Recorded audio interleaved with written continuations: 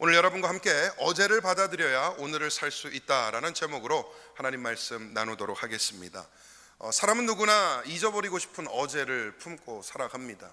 과거가 다 있지 않습니까? 어떤 사람에게 어제는 실패이고요, 어떤 에게는 상처입니다.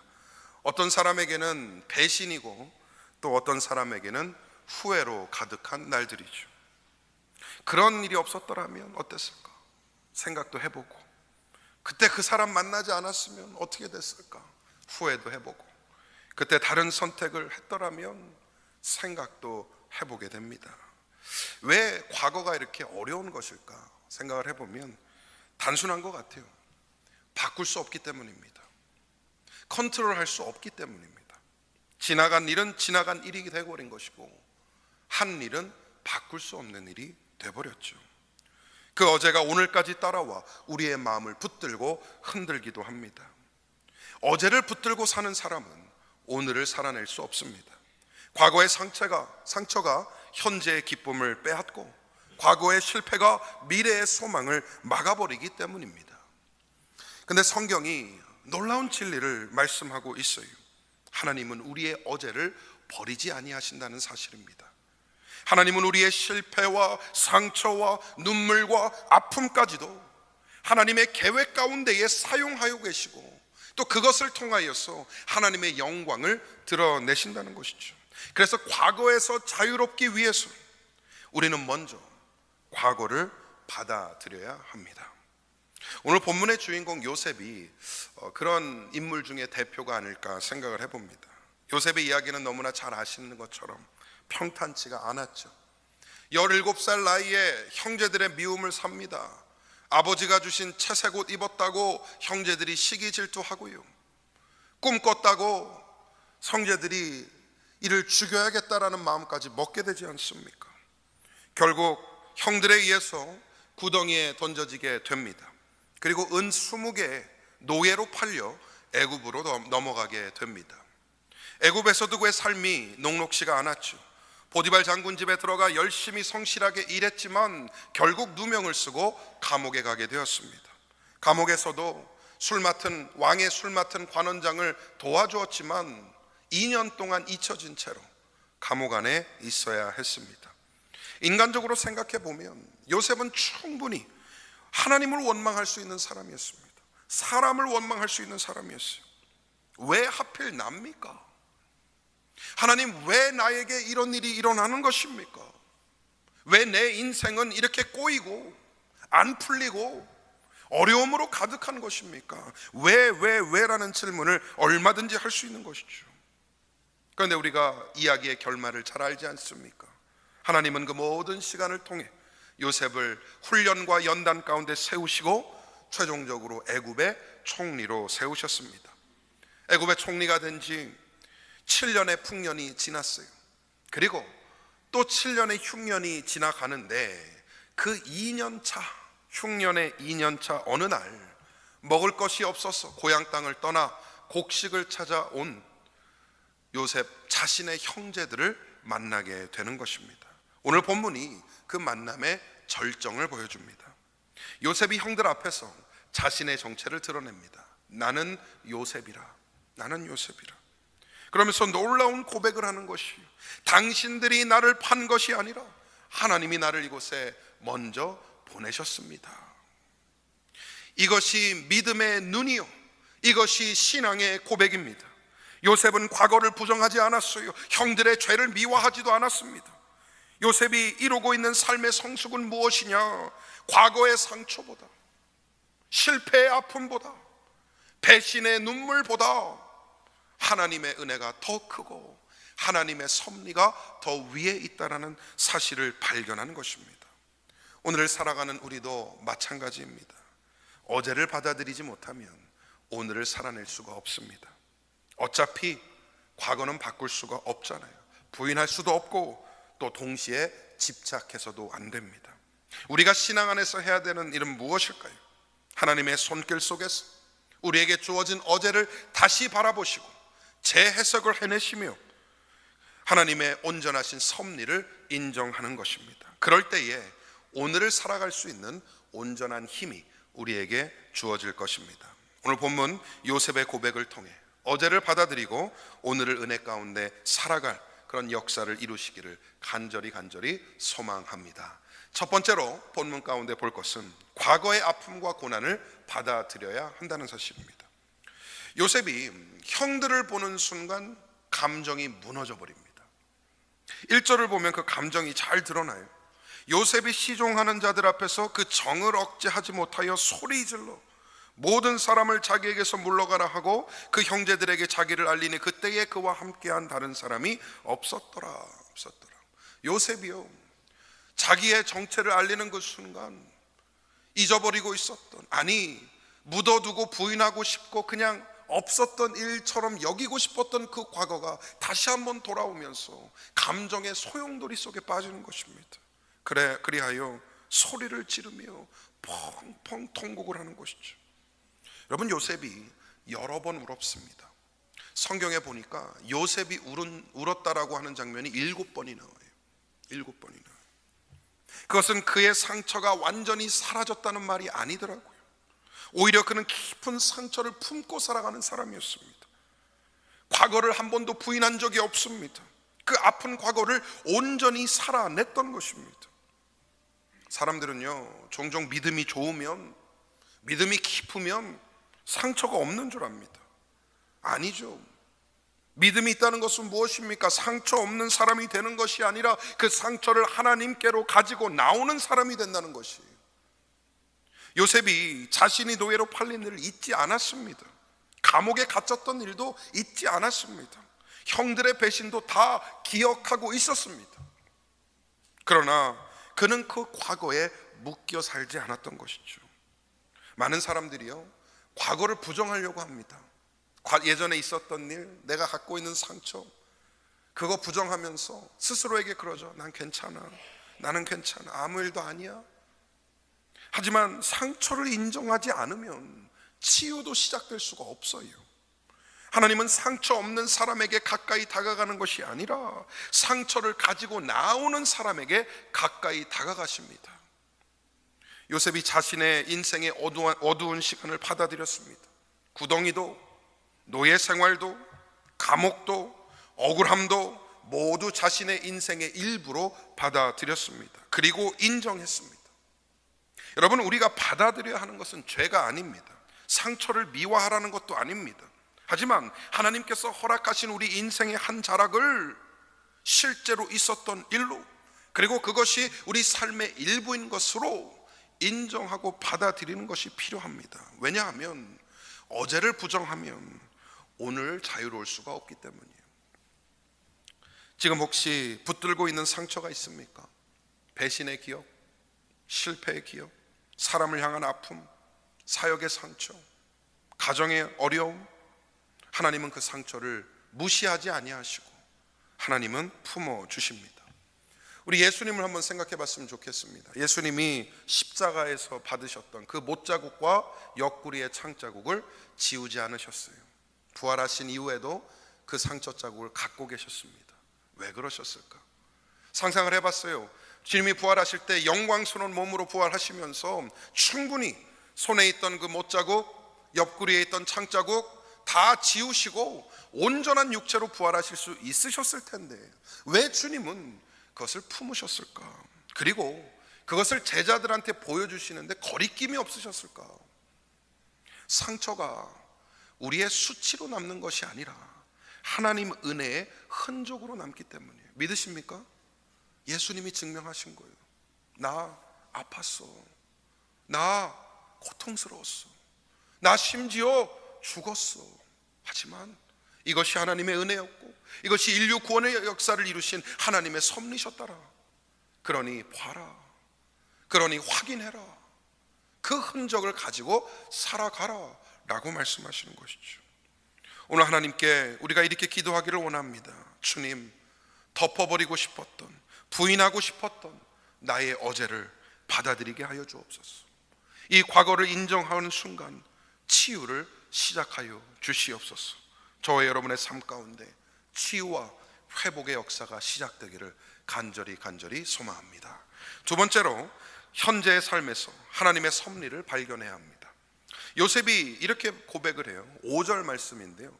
참고로 저는 이 5절의 고백이 성경에 담겨져 있는 가장 위대한 신앙의 고백 중 하나가 아닐까 생각을 합니다. 우리 한번 같이 한번 읽어볼까요? 시작. 당신들이 나를 이곳에 팔았다고 해서 근심하지 마소서. 한탄하지 마소서. 하나님이 생명을 구원하시려고 나를 당신들보다 먼저 보내셨나이다. 아멘. 형들의 입장을 한번 생각해 봐요. 이 곡식을 구하러 왔는데 애굽 궁전까지 왔어요. 최고 책임자라고 하는 총리 앞에 와갖고 구걸을 하고 있습니다. 먹을 걸 좀 주십시오. 우리가 돈도 갖고 왔고 다 갖고 왔는데 곡식을 좀 나눠주십시오 라고 이렇게 했는데, 갑자기 자기가 옛날에 형들이 팔아버린 요셉이래요. 얼굴을 보니까 긴 것 같기도 하고 아닌 것 같기도 하고. 여러분들 그 옛날에 고대 이집트 영화나 이런 데 보면은 그 이집트인들 하고 있는 모습 기억나세요? 머리가 빡빡해, 앞은 빡빡이고 뒤는 머리를 묶고, 그죠? 옷은 뭐 거의 안 걸치고 주렁주렁 뭐 달고. 그러니까 요셉이 이 애굽에서 정착하면서 결혼하고 삽니다. 애 낳고 삽니다. 그리고 거기서 총리까지 돼요. 완전히 애굽화된 것이죠. 그러면서 애굽인처럼 보이는 겁니다. 그러니 형들이 내가 요셉이요라고 했을 때 처음에 못 믿었던 게 이해가 되는 거예요. 너무나 다르니까. 근데 말하는 거 들어보니까 진짜 자기네가 판 그 동생 요셉이 맞는 겁니다. 형들은 자신들이 요셉을 팔았다는 생각, 그 사실을 부인할 수 없었습니다. 그래서 뭐가 두려운 것이냐? 보복이 두려운 거예요. 보복이 두려운 거예요.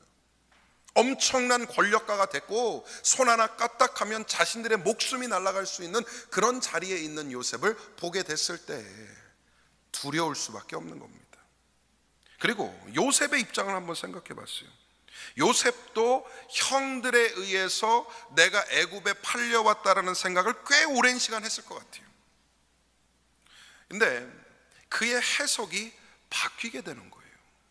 우리가 잊지 말아야 할 것이 있습니다. 지금 내가 해석하고 있는 과거의 그 해석이, 과거에 대한 해석이 내가 먼 시간이 지난 후에 똑같이 해석할 거라는 보장이 없어요. 다시 말해서 내가 지금 하고 있는 과거의 해석이 미래에는 바뀔 수도 있다는 겁니다. 그러니 내 인생의 결정과 행동을 지금의 해석에 기반해서는 매우 위험하다는 것이죠. 지금의 시각이 죽을 때까지 같지 않을 가능성이 훨씬 더 크기 때문에, 변할 수 있기 때문에 우리는 기도하며 인내할 필요가 있다는 것이에요. 요셉의 해석이 어떻게 바뀌는지 말씀 가운데 보이지 않습니까? 당신들이 나를 판 것이 아니라 하나님이 나를 보내신 것입니다. 할렐루야. 이렇게 바뀌어버려요. 이렇게 바뀌어버려요. 이것이 섭리신앙입니다. 섭리라는 것은 하나님께서 모든 일을 다스리시고 심지어 인간의 악과 실패까지도 선한 목적을 위하여 사용하신다라고 믿는 그 믿음이 섭리신앙이에요. 요셉이 과거를 뒤돌아보면서 깨닫게 되는 겁니다. 아, 그때 구덩이가 없었더라면 오늘날의 왕궁도 없었겠구나.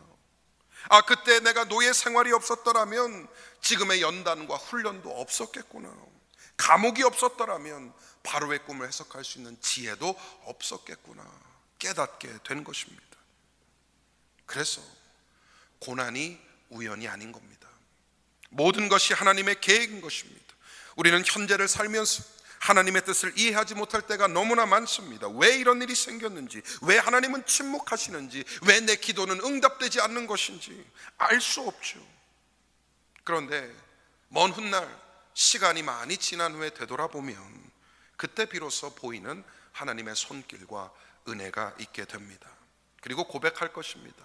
그때 그 일이 없었더라면, 그때 그 실패가 없었더라면, 그때 그 아픔이 없었더라면 어쩌면 지금의 내가 없었을 것이다 라는 고백이 나오게 될 것입니다.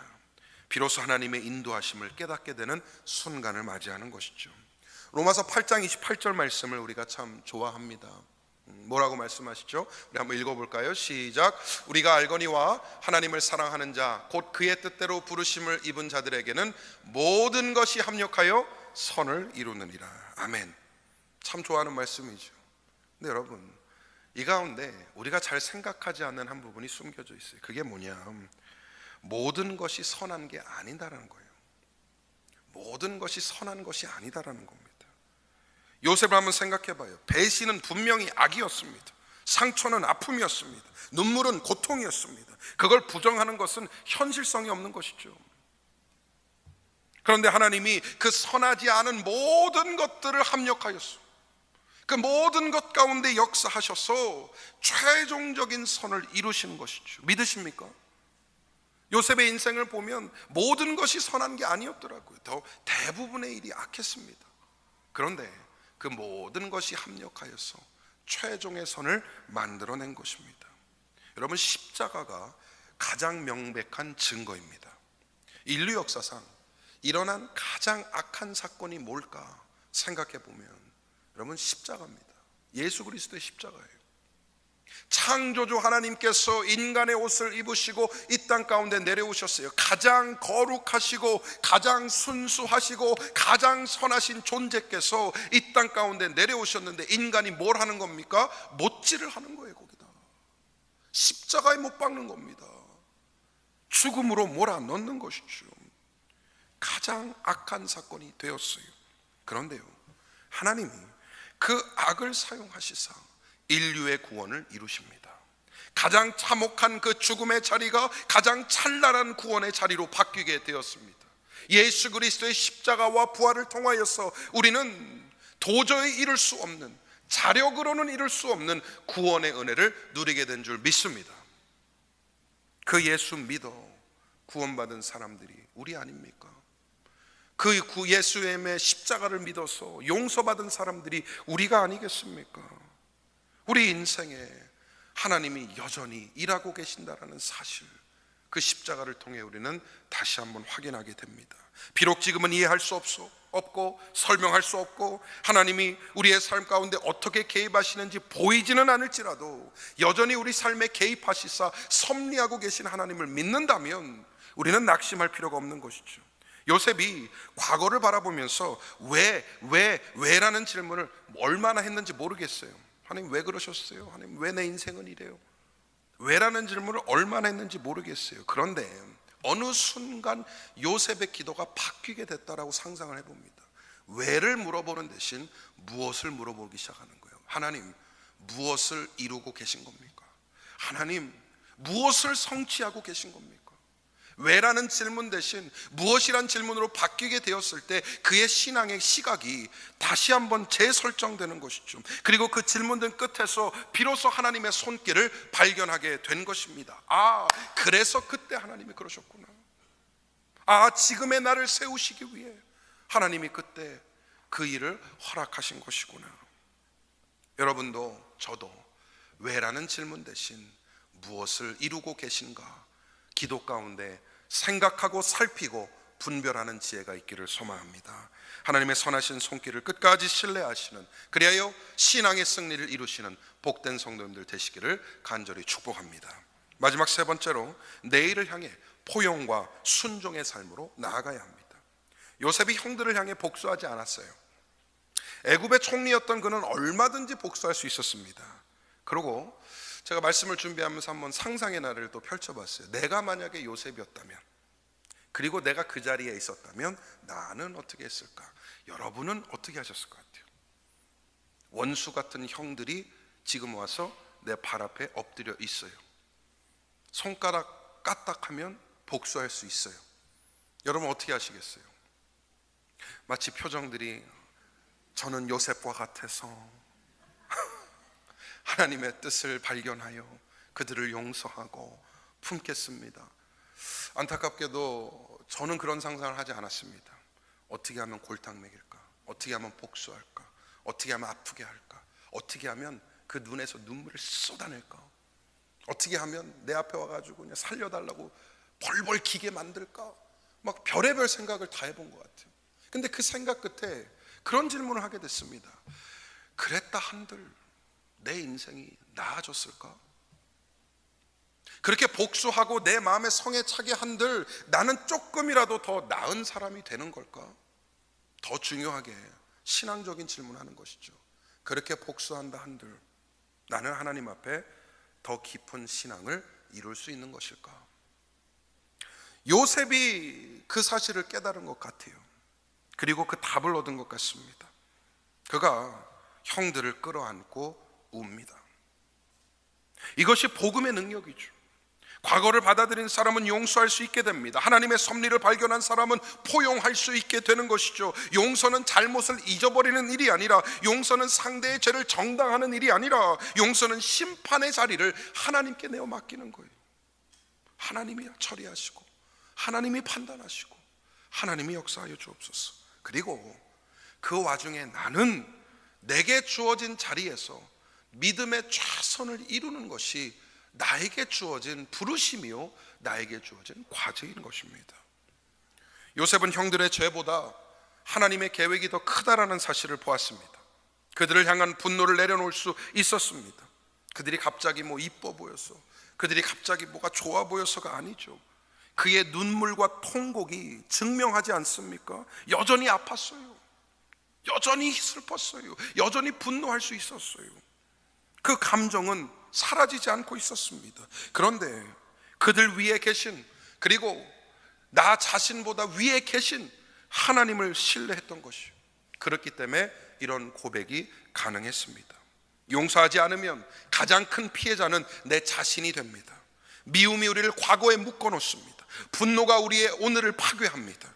원한이 우리의 미래를 가로막게 됩니다. C.S. 루이스라는 저자가 순전한 기독교, 미어 크리스티아니티라는 책에서 이런 글을 썼어요. 누구나 용서는 아름다운 일이라고 생각한다. 자신에게 용서할 일이 생기기 전까지 말이다. 용서라는 단어 참 아름답죠? 하나님이 우리를 사랑하셔서 독생자를 보내주시고 십자가 위에 죽으심으로 용서하셨고 구원하셨고, 그러니 우리도 용서하는 것 참 고귀하고 순결한 일이죠. 아름다운 일이죠. 그런데 내가 누군가를 용서하거나 내가 무엇을 용서하는 일이 생기면 전혀 다른 이야기가 되는 겁니다. 그렇죠? 스스로 어떻게 생각해요? 하나님, 이 사람은 안 돼요. 하나님, 그 일은 안 돼요. 내가 다른 건 다 하는데 그거는 안 됩니다. 하나님, 용서하면 안 돼요. 내가 용서할 일이 생기기 전까지는 용서가 아름답다라고 생각하지만 막상 내가 그 일을 해야 된다라고 그러면 너무나 어려운 일이 되는 겁니다. 여러분, 기억하셔야 돼요. 우리가 용서받은 사람들입니다. 불가능한 용서를 받은 존재들입니다. 하나님께서 우리의 죄를 용서하셨기 때문에 우리도 용서할 수 있는 힘과 그 영향을 받을 수 있게 된 것이죠. 요셉이 과거에 머물지 않았어요. 그럼 미래로 나아갔습니다.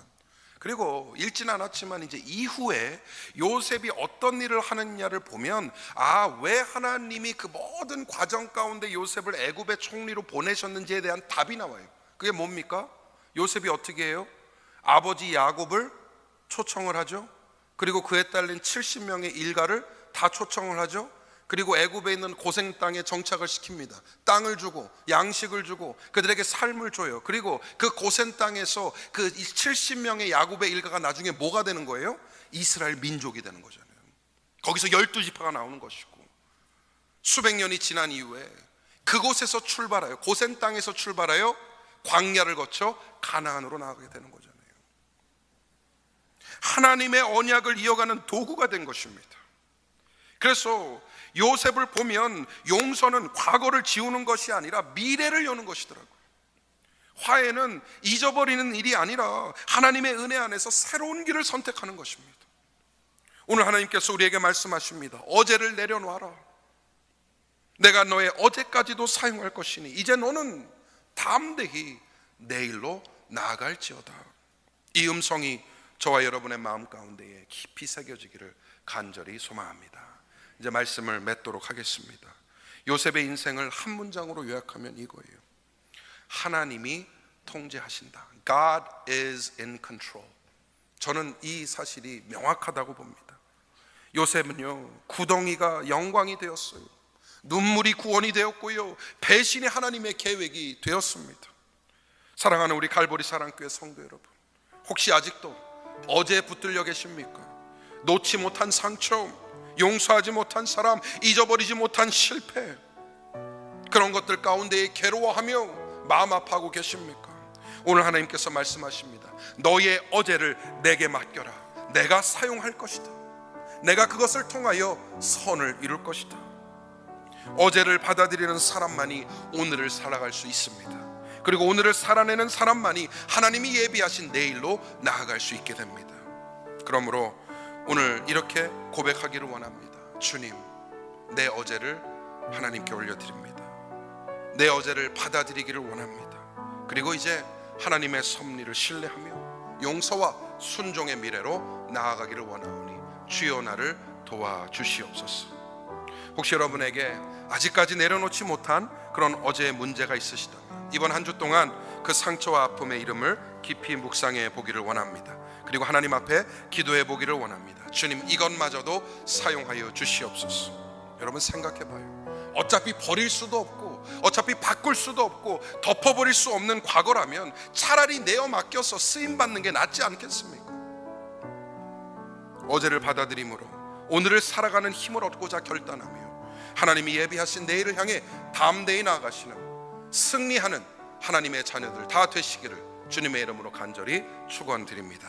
아멘. 우리